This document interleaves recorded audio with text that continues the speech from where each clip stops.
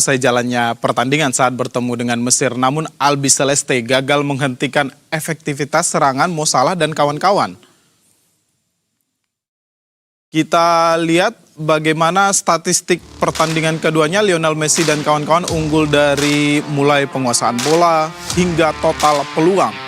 Meski hanya 2 tendangan tepat sasaran dan semuanya bisa berbuah menjadi gol di laga ini.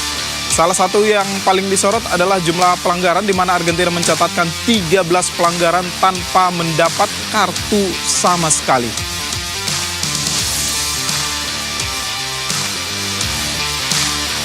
Ya.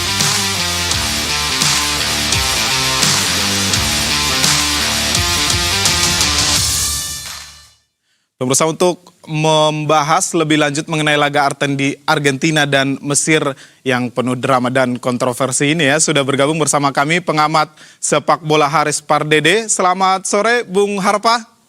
Selamat sore juga Mas Iqbal. Bung Harpa, sebelum kita bahas kontroversi, jagoannya Bung Harpa masih ada di Bagan atau udah out nih? Iya. Udah out Jerman. Jadi sekarang saya dukungnya Inggris karena masih ada Jerman ya Thomas Tuchel. Oke, sebelum kita masuk nanti analisa Inggris lah ya sedikit nanti, tapi kontroversi yang paling banyak diperbincangkan hari ini Bung Harpa ada 2 gol yang dianulir karena VAR-nya telat sama pelanggarannya Mo Salah. Anda sepakat atau ada sorotan lainnya Bung Harpa? Iya, pertandingan semalam ini yang paling ramai ya. Di WhatsApp grup, di sosial media ini menjadi bahasan di mana-mana. Belum lagi statement dari pemain dan juga pelatih Hasan itu luar biasa ya. Jadi menggema di seluruh media. Iya. Nah, kalau saya jujur bicara secara umum, saya melihat Argentina ini memang punya privilege dalam tanda kutip. Bukan hanya bicara di pertandingan malam atau tadi pagi, tapi justru saya melihat satu insiden misalnya pas lawan Algeria atau Aljazair. Di mana di situ Aljazair. Jadi di mana di situ Messi menstamping betisnya salah seorang pemain Aljazair. Menurut saya di situ saya sepakat itu harusnya merah. Ya. Nah, tapi di pertandingan semalam memang ada beberapa hal yang ada abu-abu. Tapi kalau kita lihat misalnya gol yang dianulir, golnya Mesir. Itu kan sebelumnya ada pelanggaran terhadap Lisandro Martinez. Ya. Itu kalau kita tayang ulang memang kakinya diinjek.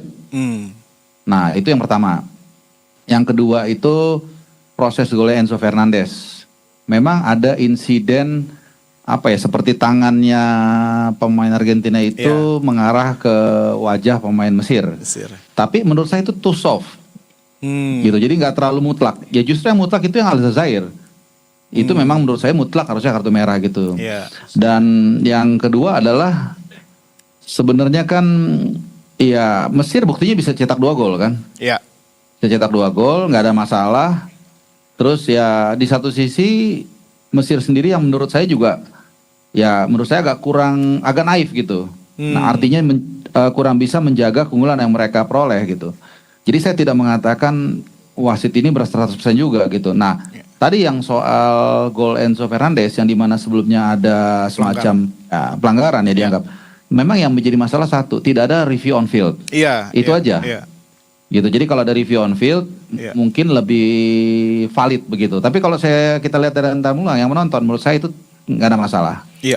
Tapi kalau yang VAR yang dianulir, Bung Harpa, ini kan ada selisih setelah pelanggaran itu ada selisih 17 menit kalau tidak 17 detik setelah pelanggaran tersebut, dan pada saat pelanggaran pun itu posisinya sebenarnya bukan serangan juga ya, posisinya di kiri lapangan gitu. Itu hal yang wajarkah dalam VAR ini?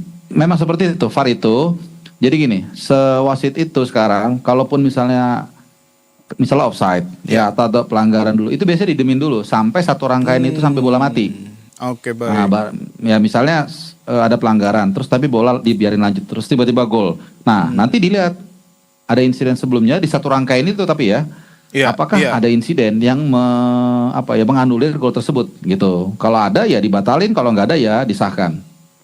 Gitu.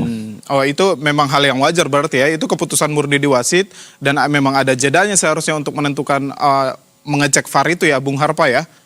Iya, jadi seperti sama juga offside. Misalnya hakim garis ya merasa ini kayaknya offside nih, tipis. Nah itu biasanya secara regulasi memang dibiarkan dulu. Ya. Itu yang bicara instruktur wasit saat saya dulu satu frame lah, saya lupa beliau lagi ada di Solo waktu itu. Dia mengatakan memang seperti itu. Jadi cenderung dibiarkan dulu kecuali offside-nya misalnya 1 meter lebih, itu kan udah clear. Nah itu biasanya hakim garis berani langsung angkat bendera. Kalau dia yakin banget lah gitu. Tapi kalau misalnya dia ragu-ragu, biasanya didemin dulu. Didemin dulu, nanti kalau misalnya ada gol baru dilihat tadi offside nggak. Oh kalau ternyata offside, golnya dianulir. Jadi cara kerjanya memang seperti itu untuk spesifik kasus yang tadi itu. Iya, iya. Bung Harpa, yang menjadi sorotan yang kedua juga tentu ini juga banyak diperbincangkan sebenarnya pelanggaran Mo Salah di kotak terlarangnya Argentina. Ini tidak dicek VAR juga. Meskipun pelanggarannya perdebatan ya, ini benar diinjak atau enggak, Bung Harpa? Betul. Jadi itu intinya adalah tidak review on field itu. Sebenarnya kalau kita bisa lihat, saya ini pendapat saya ya, pasti kan nggak mungkin sama ya. Tapi pelanggaran itu nggak terlalu apa ya. Kalau zaman dulu itu biasanya kalau ada sentuhan dan jatuh, kalau dia wasit merasa itu tidak cukup untuk menjatuhkan pemain, dia akan begini. Jadi lanjut terus. Jadi dia wasit melihat memang ada sentuhan tapi merasa itu tidak cukup untuk menjatuhkan. Tapi tidak bisa dibilang diving juga. Nah kasus Salah itu menurut saya itu tuh soft. Gitu, kalau setiap sentuhan kita jatuh ya main catur namanya kan gitu. Gitu. Bung Harpa, kita tinggalkan kontroversi Argentina yang banyak menjadi polemik ya perbincangan hari ini. Bagaimana peluang Argentina di babak 8 besar ketemu Eropa nih, Swiss, Bung Harpa? Ya honestly kalau melihat penampilan Argentina cukup tertatih-tatih ya. Menghadapi Cape Verde, ya negara hanya berpenduduk 500.000, mereka butuh 120 menit. Ya dan di situ bisa kita lihat kelemahan dari Argentina itu bagaimana menutup ruang tembak lawan itu mereka kurang cakap. 2 gol dari Cape Verde itu karena mereka tidak cepat menutup ruang tembak. Nah kalau lawan Mesir beda lagi, mereka justru kena counter. Golnya kan selalu counter ya, satu semi counter lah gitu. Nah jadi sebenarnya lini belakang Argentina ini punya kelemahan. Tadi sudah disampaikan juga oleh teman-teman redaksi, Argentina melakukan cukup banyak pelanggaran. Ya. Ini adalah karakternya tim-tim atau pemain Argentina. Jadi mereka itu kalau melakukan pelanggaran biasanya dia nggak ragu-ragu kalau ngambil tackle maksud saya. Nah kadang-kadang ketika mereka tidak ragu tapi justru kadang-kadang salah perhitungan sedikit itu bisa kena kartu kuning atau kena kartu merah. Nah ini yang saya pikir bisa dieksploitasi oleh Swiss di pertandingan perempat final nanti. Iya. Anda yakin bisa mengalahkan Swiss Argentina nanti di 8 besar? Ya kalau kita lihat dari segi komposisi pemain, dari segi peringkat, dari segi pengalaman historis, saya pikir Argentina ada di pole position. Walaupun Swiss juga kita lihat cukup solid juga. Dan tentunya kita masih lihat nih salah satu pemainnya itu siapa, Zamba ya kalau saya nggak salah. Iya itu kalau kan kemarin cedera kan.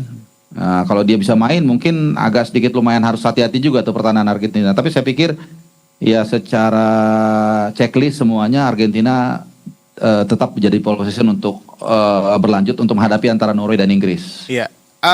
Saya ingin Anda mengomentari laga lain juga nih Bung Harpa. Inggris dengan Norway ini kan jadi sorotan juga. Analisa Anda? Ya kalau kita bicara Norway pasti kita tertuju kepada satu sosok yang sangat sentral ya, Erling Haaland. Cuman kan ini nanti ada strategi antara Solbakken, pelatih Norway yang memang sangat mengetahui luar dalam dari skuad Norway, dan Tuchel, pelatih asal Jerman yang kita bisa lihat bagaimana speech-nya membakar semangat dari The Three Lions.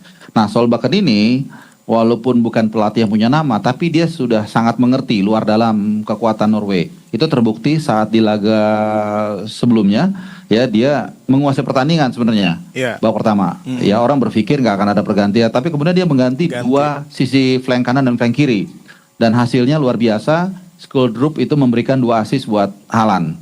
Gitu. Tapi again kalau kita bicara sepak bola, kita bicara kolektivitas, bicara kedalaman skuad, bicara kebugaran, maka again Inggris ada di pole position. Dan tadi itu faktor Thomas Tuchel yang saya pikir seorang manajer yang sangat amazing dan juga detail ya, khas orang Jerman. Bahkan di satu daerah atau kota saya lupa, dia memesan hotel itu agak pinggiran supaya pemain itu terganggu dari keramaian. Dan sejauh ini publik Inggris cukup puas dengan penampilan Thomas Tuchel. Ya, ini menjadi catatan juga ya. Kalau semangat juang ya, Inggris selama ini pengen angkat juara, sementara Norwegia juga debut di udah lama di Piala Dunia, ingin juga nih menang nih Bung Harpa ya. Iya, yang menarik gini, Inggris ini agak beban sebenarnya. Kenapa? Karena ya nama besar mereka, kemudian tuntutan fans ini sama seperti timnas Indonesia juga. Mereka sangat berharap untuk bisa juara pertama kali dalam waktu 60 tahun kalau nggak salah ya, 66 terakhir lah. Iya. Nah sementara Norway, mereka bisa lolos grup aja, bahkan sekarang ada di perempat final, itu sudah seperti mungkin juara kalau buat Inggris. Jadi mereka itu sebenarnya agak nothing tulus, tanpa beban. Dan kemudian saya melihat ada satu trik mereka nih, yang mungkin orang nggak ngeh. Jadi dalam beberapa kesempatan mereka itu menunjukkan bahwa kami itu tim biasa-biasa aja, kami nggak terlalu diunggulkan. Salah satunya sebelum 16 besar kemarin, itu Haaland itu diposting sedang lagi datang ke toko koboi, pakai toko koboi. Saya melihat ini kok kayaknya by design ya, untuk menunjukkan bahwa mereka ini nggak serius. Bahkan waktu menjelang lawan Prancis di pertandingan terakhir di grup, itu ditanya peluangnya bagaimana menghadapi Prancis. Saya masih ingat Haaland mengatakan seperti ini, Mas Iqbal. I don't care, katanya. I think they will win. Itu kan nggak gini. Orang mikir kan, mereka kayaknya nggak ada orang masuk Piala Dunia itu nggak mau menang dan nggak mau juara atau nggak mau langkah. Pasti mereka mau. Coba trik-triknya banyak semua nih. Jadi saya melihat ini menarik antara tim yang sangat punya exposure dan satu yang pura-pura diam tapi bahaya juga, Norwegia. Iya, benar sekali. Bung Harpa, kita tunggu laga 8 besar ini siapa akan menjadi jagoan dan yang berhasil merebut tiket semifinal.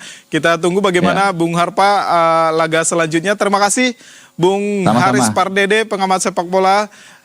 Kita lanjutkan seluruh pertandingan FIFA World Cup 2026 dapat disaksikan di kanal TVRI Nasional serta TVRI Sport. Usai jeda kami masih memiliki informasi di Berita 1 Sore bersama rekan Eka Nugraha.